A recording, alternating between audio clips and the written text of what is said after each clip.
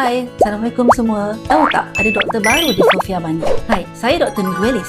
Saya doktor baru di Sofia Bani. Sebelum ini, saya berkhidmat di Universiti Malaya Kuala Lumpur. So, saya telah menjadi pakar obstetrik dan ginekologi selama 20 tahun dan saya telah berkhidmat sebagai pakar fertility selama 10 tahun. Saya orang Kajang. Saya baru saja pencen sebenarnya 1 minggu lepas. Jadi sekarang saya akan menyambung khidmat saya di Sofia Bani dan saya berharap agar dapat terus menyumbangkan pengalaman dan pengetahuan saya membantu pesakit-pesakit mencapai cita-cita dan harapan mereka untuk mendapatkan zuriat di Sofia Bani. Kenapa saya memilih menjadi pakar fertility ataupun pakar kesuburan? Saya rasa teknologi yang ada sekarang adalah sangat bagus. Saya sangat berminat dengan teknologi yang ada yang membolehkan pasangan-pasangan yang sukar untuk mengandung ataupun kadang-kadang memang peluang sangat tipis untuk mengandung. Dengan teknologi yang berterusan, yang berkembang, yang sentiasa berevolusi, perkhidmatan ini boleh diberikan kepada pasangan-pasangan ini. Ada harapan untuk mereka. Walau bagaimanapun, teknologi haruslah seiringan dengan expectation pesakit-pesakit kita. Kita kena ambil kira harapan mereka, keupayaan mereka dan perasaan mereka. Jadi saya rasa saya sangat berminat ke arah itu.